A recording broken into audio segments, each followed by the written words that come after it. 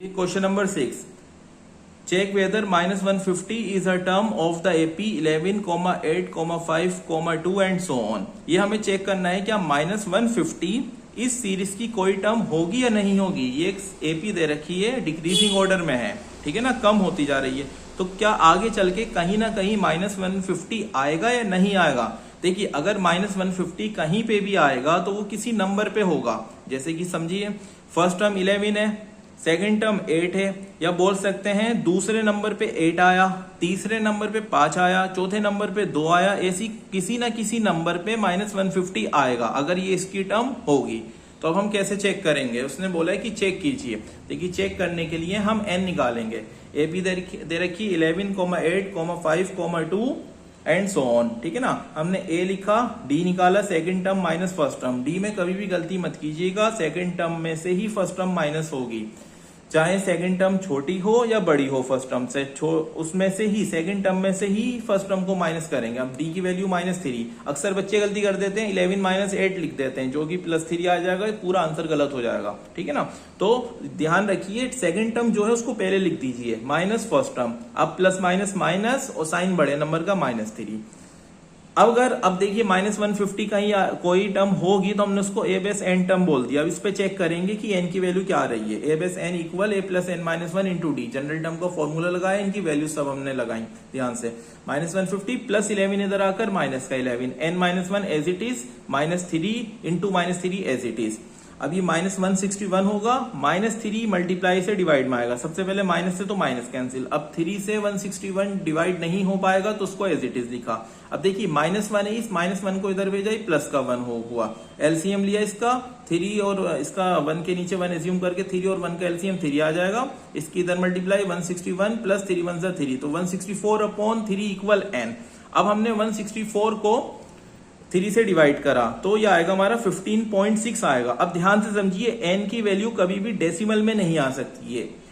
n can't be in decimal form, कभी भी decimal form में नहीं आ सकता। क्यों नहीं आ सकता। देखिए n जो है नंबर बताता है, किसी भी चीज का जो नंबर है वो डेसिमल में कोई होता है। मान लीजिए एक क्लास में 40 स्टूडेंट्स हैं, है ना, या तो 40 हो सकते हैं या 42 हो सकते हैं या 50 हो सकते हैं, ऐसा कोई होगा 40.5 है या 40.3 स्टूडेंट्स हैं। तो माइनस 150 को जब हमने रखा तो n की वैल्यू डेसिमल में आ रही है, जो कि पॉसिबल नहीं है। Therefore minus 150 is not any term of this AP, right. अब नेक्स्ट क्वेश्चन देखिए, क्वेश्चन नंबर 7 क्या बोल रही है। Find the 31st term of the AP whose 11th term is 38 and the 16th term is 73। हमें किसी AP की 31वीं 31st term निकालनी है जिसकी 11th टर्म हमें 38 दे रखी है और 16th टर्म 73 दे रखी है। देखिए कैसे करेंगे, ध्यान से समझिएगा। हम इसमें सबसे पहले हमें क्या निकालना है, 31st टर्म निकालनी है। तो 31st term equal a base 31 equal question mark. 11th term यानी a बेस 11 इक्वल 38 दे रखा है, ठीक है ना। अब देखिए a बेस 11 को a प्लस 10d लिख सकते हैं। कैसे लिख सकते हैं, ध्यान से समझिए। a बेस n का फॉर्मूला क्या होता है, a plus n minus 1 into D होता है, राइट। अब n की जगह में अगर 11 रखूंगा मैं तो a प्लस n यानी 11 minus 1 into D. a plus 11 में से बन जाएगा 10 बचेगा 10d। तो a 11 को a प्लस 10d लिख सकते हैं। जो भी यहाँ पर बेस पर होगा उसका एक कम करके d के साथ में लिख देंगे। कैसे, वो ऐसे मैंने आपको समझा दिया। तो a प्लस 10d इक्वल 38। उसी तरीके से 16 टर्म दे रखी है 73, तो a बेस 16 को लिख सकते हैं a प्लस 15d इक्वल 73। ये इक्वेशन 2 हो गई। अब इक्वेशन 1 और 2 को हम एलिमिनेशन मेथड से सोल्व करेंगे, ठीक है ना।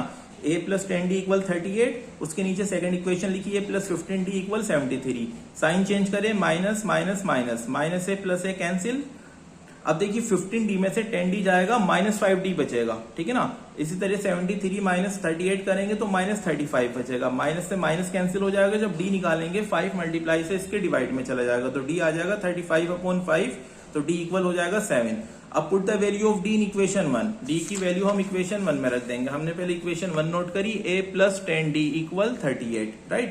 a प्लस 10, d की वैल्यू क्या है 7 इक्वल 38, 10 7 70 प्लस 70 उधर जाके माइनस का 70, तो a equal -32 plus minus minus -32। अब 31st टर्म निकालनी है तो a बेस 31 को क्या लिख सकते हैं, प्लस 31 माइनस 1 मतलब a प्लस 30d लिख सकते हैं। a की वैल्यू लगाई -32 प्लस 30 इंटू 7 210, 210 में से 32 माइनस होगा तो 178 आ जाएगा। तो इसकी 31st टर्म क्या आ गई, 178 आ गई, राइट। नेक्स्ट क्वेश्चन देखिए, क्वेश्चन नंबर 8। क्वेश्चन नंबर 8 में क्या बोला है, कह रहे हैं an AP consist of 50 terms. एक एपी है, ठीक है, उसमें टोटल 50 टर्म्स हैं, विच थर्ड टर्म इज 12, जिसकी थर्ड टर्म, तीसरी टर्म जो है 12 है, और लास्ट टर्म 106 है। लास्ट टर्म कौन सी होगी, जाहिर सी बात है ए बेस 50, 50वीं टर्म होगी, क्योंकि टोटल 50 टर्म है तो लास्ट नंबर पे 50वीं टर्म आएगी जो कि 106 है। क्या निकालना है, फाइंड द 29th टर्म, 29वीं टर्म निकालनी है। तो देखिए किस तरह सोल्व करेंगे हम इसको। थर्ड टर्म दे रखी है 12, राइट।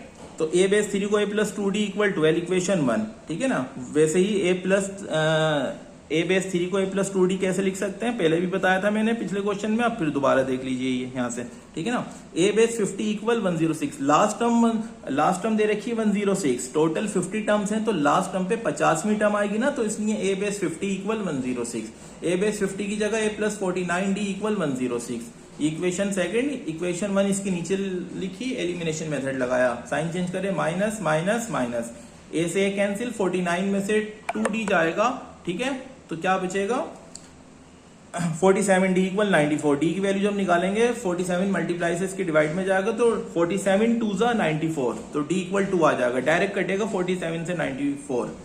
डी की वैल्यू हम इक्वेशन 1 में रख देंगे तो यहां से ए की वैल्यू मिल जाएगी 8, ठीक है ना। अब हमें 29 टर्म निकालनी है, ए बेस 29 इक्वल ए प्लस 28d। ए और डी की वैल्यूज लगाई तो हमें 29 टर्म क्या मिल गई, इसकी 64 मिल गई।